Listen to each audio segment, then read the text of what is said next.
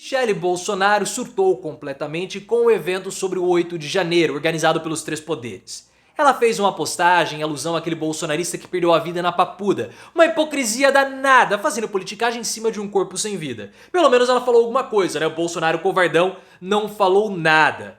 Os críticos do evento estão dizendo que é um circo. E pode até ser, mas o lance, o mais interessante, é que esse evento não é um pacto para reforçar a democracia. Isso foi o que foi dito.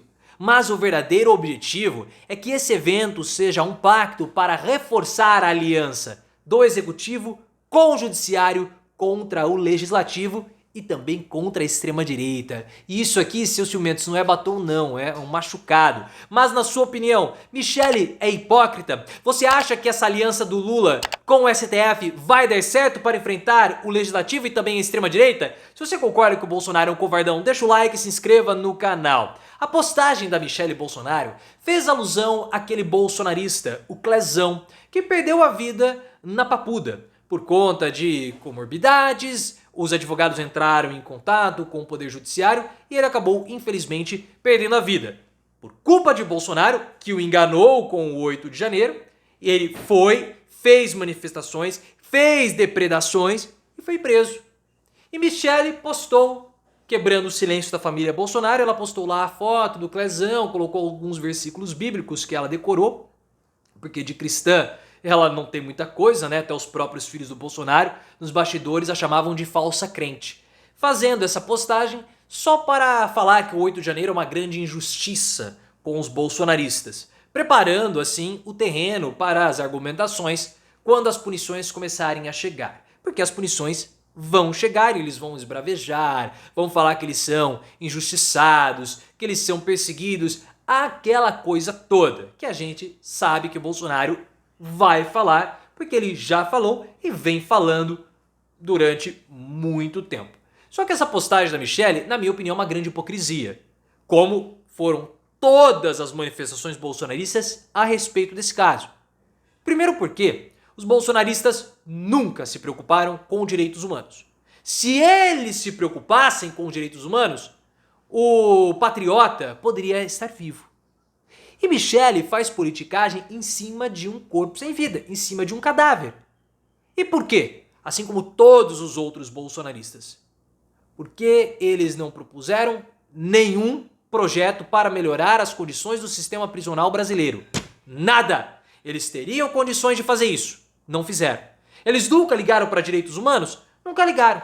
Mas agora, diante de um apoiador que perdeu a vida, eles poderiam se mobilizar. Fizeram isso? Nada.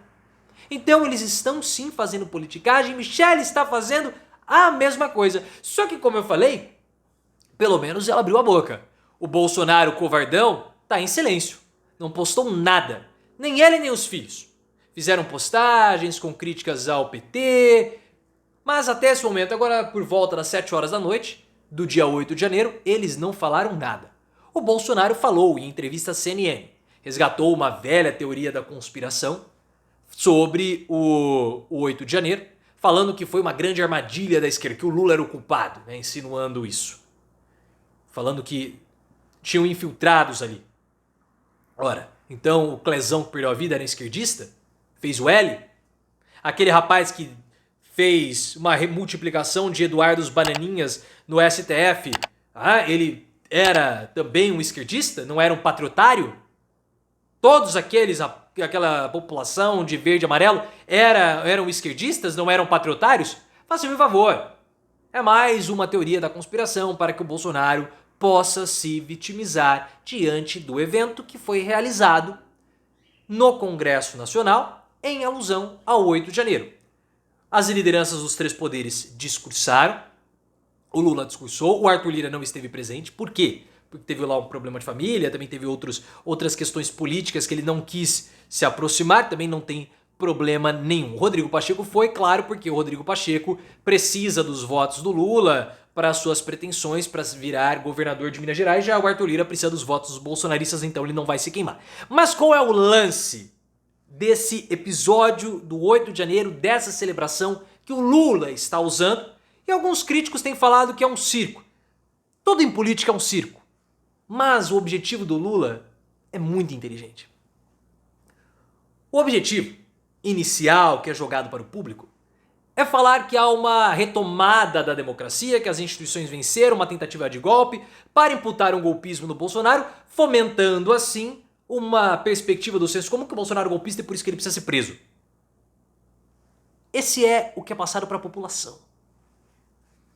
Mas, bati aqui na minha sequência de pontos. Mas qual é o lance? Como nós falamos, o Lula ele quer fazer um aceno ao STF. Por isso que o nome do evento foi Democracia Inabalada. Por quê? Porque o STF sofreu muito nas mãos do Bolsonaro. Então o Lula ele quer resgatar, ou ele quer fazer e estreitar cada vez mais relações com o STF, com o Judiciário. Fazendo um pacto entre o Executivo e o Judiciário. Nós estávamos falando isso aqui. O Aldo Rebelo falou também. O Aldo Rebelo, que foi ministro do Lula. Ele disse o seguinte: 8 de janeiro não foi golpe. Na época que eu era ministro do Lula, teve lá um pessoal, uns dissidentes do Movimento Sem Terra, que invadiram, quebraram também o Congresso. Eu tratei como baderna, mas qual é o lance que está acontecendo agora? É um pacto do Judiciário com o Legislativo para enfrentarem um pacto do Judiciário com o Executivo para enfrentarem o Legislativo. E o Aldo Rebelo está certo nesse ponto, ele é primoroso. O Lula, pessoal, ele tem usado o STF como se fosse uma terceira casa. Ele tem usado o STF como uma terceira casa mesmo. Tem a Câmara, tem o Senado e tem o STF. O Gilmar Mendes e o Alexandre de Moraes são quase senadores. O Dino é um senador que foi para lá. Então o Lula precisa do STF para enfrentar o Legislativo, que cresceu muito de poderes nos últimos tempos, impondo até derrotas no Executivo. Já que o poder legislativo cresceu, eu, Executivo, preciso trazer o Judiciário para perto. E o Judiciário também se interessa, porque o Legislativo está fazendo ataques ao Judiciário. Como, por exemplo, o Senado passando todos os projetos contra o STF. Para o STF enfrentar, ou para o Judiciário enfrentar o Legislativo, precisa do Executivo. E para o Executivo enfrentar o Legislativo, vai precisar do STF. Essa é a nova governabilidade que o Lula está propondo.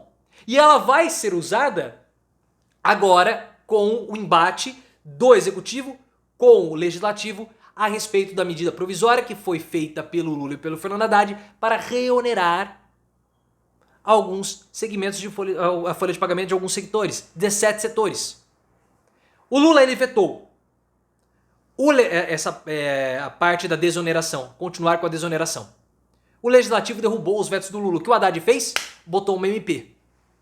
E a partir de abril, a reoneração vai voltar, aumentando a arrecadação federal, porque o Haddad precisa disso, para equalizar as contas públicas. Por que o Lula e o Haddad fizeram isso? Porque eles acreditam que vão poder negociar com o Legislativo para manter a MP.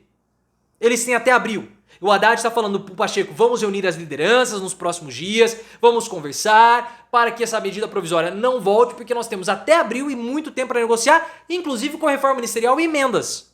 Só que o Haddad já deu a letra, ele falou o seguinte: se derrubar, eu, Executivo, vejo que essa medida que vocês estão adotando de desoneração prolongada é inconstitucional, ou eu vou acionar o STF e o STF vai derrubar.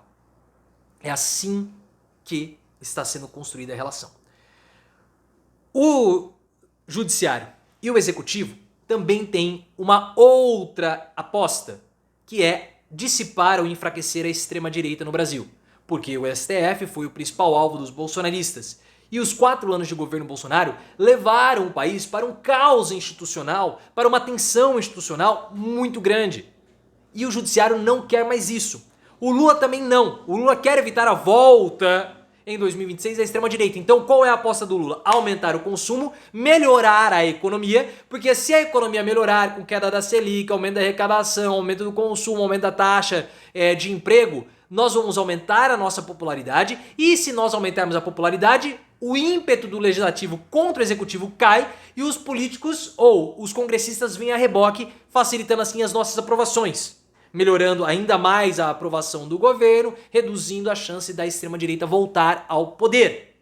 E o Judiciário quer isso, por esse motivo que há o pacto entre os dois poderes, e o Lula está reforçando esse pacto junto com o Alexandre de Moraes nessa celebração que os críticos estão chamando de circo. Esse é o objetivo de Lula com os atos em celebração ao 8 de janeiro. Uma jogada política muito inteligente, mas nós temos que ver se vai dar certo isso nas próximas semanas.